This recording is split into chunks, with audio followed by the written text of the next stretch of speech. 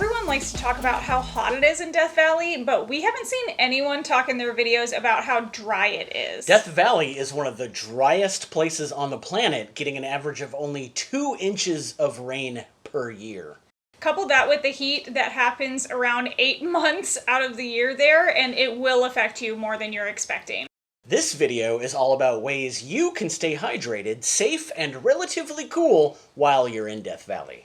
And the last tip might actually be the most important, so please watch all the way through because it could literally end up saving someone's life. Hi, I'm Adam. And I'm Phoebe. And we're the couple behind In the Great Wide. Tip number 1 for preparing for the dryness of Death Valley starts when you're packing for your trip. You'll want to bring lotion, chapstick, and cooling towels. Even if you're drinking a ton of water, your skin and lips are going to feel super dry. You may not even feel yourself sweating because it just evaporates off of you instantly.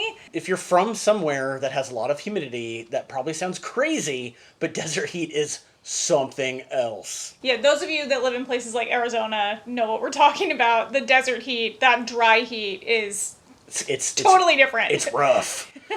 Putting lotion on at least twice a day while in Death Valley will help keep your skin hydrated, so there's less work for the water you're drinking to do. And you'll probably need chapstick multiple times a day, but be careful where you keep it in between uses because the heat could cause it to melt.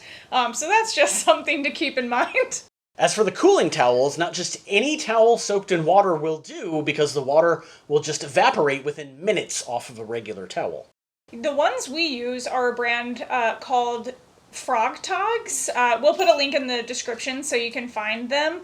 Their towels are made of a special material that holds moisture for way longer than a normal towel, but somehow feels dry to the touch. It's really strange, but it works. We've used them for camping and beach days for 3 years now, and we love them. We're not sponsored by them or anything. We just really like this product, and they were a lifesaver in the 100-degree heat while we were in Death Valley. They are well worth the $15 on Amazon, so we highly recommend those for anyone going to Death Valley between April and October. Tip number 2 is still on the topic of packing before your trip. You'll want to bring some sports drinks. You need to be drinking about twice the amount of water that you're used to while you're in Death Valley, and adding sports drinks with electrolytes to the mix will help you retain more of that water. I personally dealt with severe dehydration twice when I was a teenager, and it is not fun. But what I can tell you from those experiences is that the first thing a medic does to try to help you rehydrate is they give you a drink that's half water, half sports drink with electrolytes. So it would be a good idea to drink half of your bottle of water, then refill it so it's half water, half sports drink the whole thing, and then repeat. Yeah, obviously you also have to be aware of sugar intake with sports drinks, but that's the general idea. Like we talked about in our video about the essential tips you need to know for Death Valley, you should keep jugs of extra drinking water in your car, but something that no one told us before our trip is... our tip number 3, which is that there is clean drinking water at Furnace Creek Campground. As you're thinking about everything you need to pack and how much water you need to bring with you, keep in mind that you can bring a couple large water jugs and refill them at the campground if you're staying there. Packing in all of your water can take up a lot of space and add a lot of weight to your vehicle, so this is a good alternative. If you're super picky about your drinking water, then we recommend bringing all the water you're going to need with you because buying bottled water at the shops in the park will get expensive. Yeah, it's still better to spend that money than to just not drink enough water. Yeah. But just know that if you are staying in the campground, the water there is safe to drink, so it's an option. Tip number 4, still on the topic of water, bring a water bottle that's easy to carry while walking. Whether that means something that's easy to carry in your hand or a backpack with a hydration pack, whatever works for you, but you should have water within a second's reach at all times. This will help ensure that you're drinking enough water even while you're out enjoying all the things. Yeah, because there's some awesome stuff to do in Death Valley, but even if you're just walking out onto the salt flat at Badwater Basin, you should have a water bottle with you. For us, it was a little awkward to carry our water bottles and have our cameras in our other hands that we were trying to operate, but we have since bought new bottles that we'll be able to attach to a backpack or belt loop with a carabiner. Yeah, if we were to do our trip over again, knowing what we know now, we would probably look into getting some hydration backpacks to make it easier. Yeah. But you'll also want want something with decent insulation so that your water stays relatively cold. Yeah, the water can get really hot. Yes.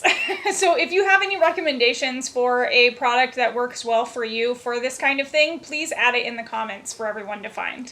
Moving on to a tip for while you're actually inside in the park. Tip number 5, plan on getting up earlier than usual. If you're an early bird, then good for you, but that is not us, and especially not me. I'm more of an early bird than she is. I am absolutely not. I'm a night owl all the way. The park is much more comfortable to be out and about in before 10 a.m., and if you want to do any hiking, you'll need to be finished with it by 10 a.m.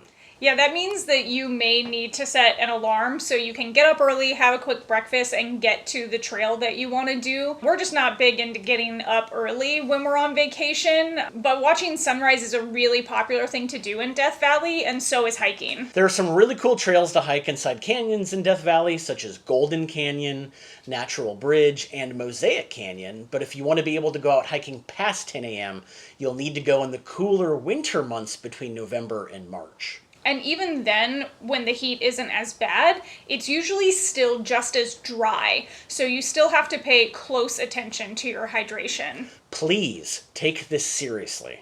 I think other blogs don't really like talking about this because it's not a fun thing to talk about, but a few people die every year in Death Valley from heat exposure, and several more have to be taken to the hospital for it. Yeah, most of those people end up having heat strokes while hiking or at the end of their hike. But the good news is that this is totally avoidable. Just please be constantly aware of how the heat and the dryness is affecting you while you're in the park. Now, on to the last tip that I hope you'll take very seriously because it could end up saving someone's life. Tip number 6, learn to recognize the signs of heat stroke. We are not doctors by any means, but symptoms of dehydration, heat exhaustion, and heat stroke include feeling dizzy, nauseous, weak, or having a headache or muscle cramps. If this happens, you need to get into the shade immediately and sip on water, or preferably half water and half something with electrolytes. And you can also pour some water on your clothes to help lower your body temperature, but make sure that you'll still have enough to drink as well.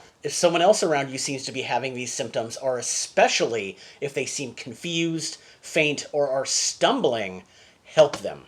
Do not let them get in their car to drive away alone. Most people die in Death Valley every year in single car accidents than anything else. Yeah. And a good portion of those are caused by someone just passing out at the wheel from heat exhaustion. But again, this is totally avoidable, but it does happen. So be prepared and know the signs to look out for in yourself and in others. We'll put a link in the description to a guide to recognizing heat-related illnesses. Please read through it before your trip to Death Valley and maybe even consider printing out a copy to keep with you while you're there. Now, we know that this can all be very scary, but Death Valley is such a beautiful, gorgeous place to visit. Yeah, we've never been anywhere else like it in the world, and while it may not necessarily be our favorite national park that we've ever been to, we definitely think that it's worth visiting. If you haven't already watched the first 2 videos in the series about tips to know before you go to Death Valley, there's a link in the description to our Death Valley playlist where you can find them, along with videos about some of the popular attractions there, and we have even more still to come. Thank you so much for watching, and we'll see you in the Great Wide somewhere.